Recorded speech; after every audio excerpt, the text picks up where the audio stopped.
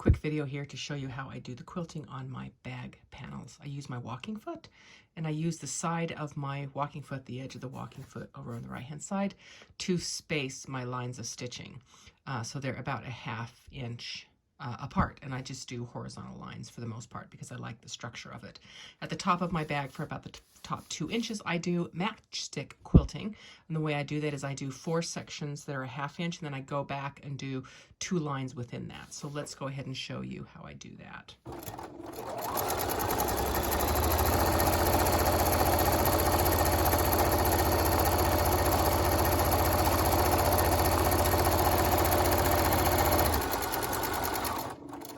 So the first line of stitching goes right along the very top of the bag panel. And then to get the 1/2 inch, I fold up my bag. You kind of see that I have it folded up there so that it will go through the throat of the machine.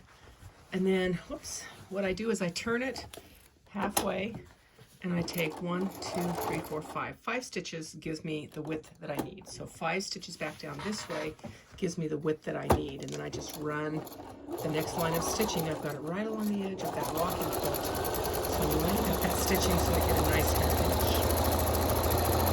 And I just guide it through the machine. Be neat as I go, so I'm going to trim off these first threads. It's the only thing I have to trim off. So I do this in one continuous line on the whole bag panel. So I come right up to the edge, I stay on the fabric, and then I do another 1/2 turn, but this way, and then I'm going to back up 5 stitches. 1, 2, 3, 4, 5. So that way I don't have to take the fabric out of the machine. I just go one continuous line. So there I've got 2 1/2 inch lines. So I'm going to go ahead and, so I would just continue going down the bag this way. I try to use piecing on the bag, like a straight line of stitch, a straight line seam or something like that, to make sure that I'm staying straight. So any opportunity I have to line up my lines across the horizontal line of the bag, I will use that opportunity to adjust, make little adjustments so that I'm not getting way far off as I go through the bag. So then to do the matchstick quilting, I go back 2, so I'm going back 2 stitches. I'm going to be within that last section that I just stitched. So within that last 1/2 inch section.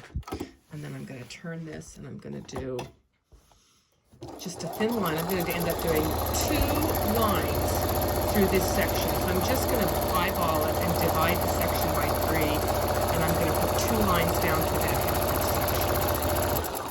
And that's what's giving me my matchstick quilting. So then 2 stitches. I'm in that same section. And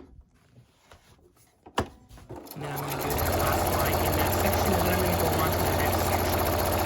I'm just kind of letting the machine pull the fabric through. And this way you only have to really line up the 1/2 inch lines. You don't have to line up every line, and then you can be a little bit wonky within those 1/2 inch sections, which I think is fine. So I'm going to go 2 back into that section.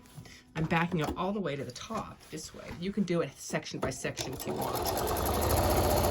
Sometimes I'll do the whole 4 1/2 inch sections and then go back and do the matchstick quilting. Just a little bit more relaxing for me to do it that way, because then I can do a bunch of stitching without worrying about the accuracy of those lines. So now I turn that. I'm coming 2 stitches down. I'm going to finish up the last line in this top section.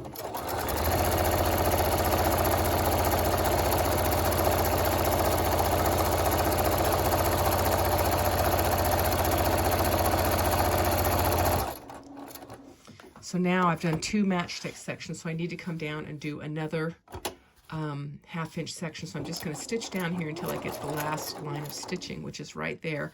And then I'm going to do 1, 2, 3, 4, 5 stitches. And that lines me up for my next 1/2 inch. So I'm going to do 2 more sections like that, which is going to put me right at 2 inches. And then I'm just going to space them 1/2 inch all the way down the rest of the bag. So I'll turn the corner, either stitch 5 stitches or back stitch 5 stitches, depending on which side I'm on, and then stitch a straight line across. That's it.